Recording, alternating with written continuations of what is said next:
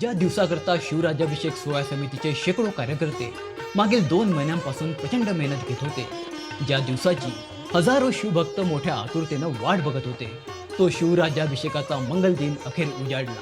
महाल भागातील शिवतीर्थावर हजारो शिवभक्त पहाटे 5 वाजतापासूनच आपल्या लाडक्या राजाचा, आपल्या दैवताचा राज्याभिषेक सोहळा याची देही याची डोळा बघण्याकरता एकत्र आले होते. शूरवीर, चारित्र्यवान आणि अद्भुत दूरदृष्टी असलेले छत्रपती शिवाजी महाराज या 3 अक्षरात इतकी प्रचंड चुंबकीय शक्ती आहे की आजचा युवा वर्ग स्वाभिमानाच्या, देशाभिमानाच्या या दीपस्तंभाकडे आपसुकच आकर्षिला जातो. शिवतीर्थावरील जल्लोषपूर्ण अशा या भगवामय वातावरणात युवक युवतींचा उत्साह अगदी ओसंडून वाहत होता. त्यात सुभेदार आखाडा, शिवशंभू आखाडा, शिवशक्ती आखाडा तसेच बजरंगी स्पोर्ट्स आखाड्याच्या जाबाज मावळ्यांनी सादर केलेल्या शिवकालीन युद्धकलेच्या चित्तथरारक प्रात्यक्षिकांमुळे वातावरणात नवी ऊर्जा संचारली होती. आपल्या नागपूर नगरीचे राजे श्रीमंत राजे मुदोजी भोसले, श्रीमंत राजे प्रतापसिंह भोसले या मंगल सोहळ्याचे यावर्षीचे पाहुणे retired major general Shri Achyut Shankarrao Dev, उद्योगपती श्री मनीषजी मेहता, महाल भागाचे नगरसेवक श्री सचिनजी नाईक तसेच श्री बंडूभाऊ राऊत, युवराज श्री जयसिंह राजे भोसले तसेच आपल्याच शिवप्रेमी परिवारातील एक सदस्य सौम्य हेमंतराव गुर्दे, जो भारतीय सेनेत कॅप्टन या पदावर रुजू झाला आहे, आदी मान्यवरांनी तसेच उपस्थित शिवप्रेमींनी मंत्रघोषात मनामनात वास करणाऱ्या हिंदवी स्वराज्याच्या संस्थापकाला, आपल्या लाडक्या राजाला दूध, पंचामृत तसेच 7 नद्यांच्या पवित्र जलानं अभिषेक घातला. अभिषेकानंतर महाराजांना वस्त्रालंकार तसेच पुष्पमाला अर्पण करून मनोभावे आरती करण्यात आली. आरतीनंतर ज्या विविध पथकांनी आपापले सादरीकरण प्रस्तुत केले त्यात कमालीची नाविन्यता होती. शिवस्वर वाद्य पथकाच्या 30 सदस्यांनी विविध प्रकारच्या वाद्यांची सुंदररित्या रंगसंगती साधून महाराजांना मानवंदना दिली. श्री शिवराज्याभिषेक महिला मुद्रा पथकाच्या 100हून अधिक महिलांनी आपल्या उत्साहपूर्ण भावमुद्रेच्या माध्यमातून महाराजांचा जाज्वल्य इतिहास सर्वांसमोर मांडला.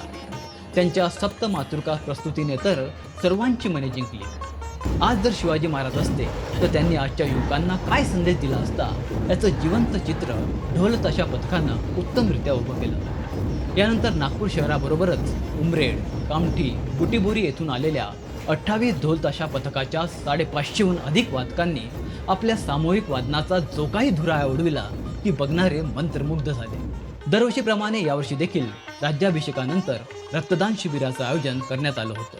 मोठ्या संख्येनं युवक युवतींनी रक्तदान करून समाजाप्रतीचं आपलं कर्तव्य पार पाडलं. संध्याकाळी ऋषिकेश करमरकर याच्या स्वराधीश संस्थेनं छत्रपती शिवाजी महाराजांवरील शौर्यगीत तसेच मराठी संस्कृतीवरील गीतांची एक सुंदर मेजवानी रसिकांना दिली.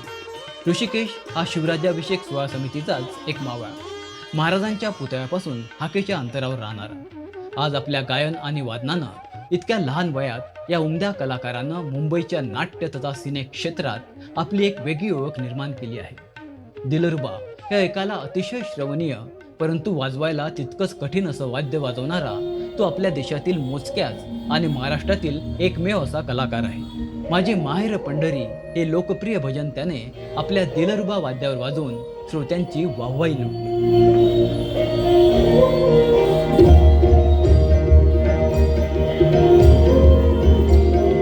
दुसऱ्या दिवशी रविवार दिनांक 28 जूनला शिवकालीन इतिहासाचे गाढे अभ्यासक तथा प्रखर वक्ते श्री आशिष भारतवंशी यांच्या व्याख्यानाचे तसेच सन्मान सोहळ्याचे आयोजन करण्यात आले होते.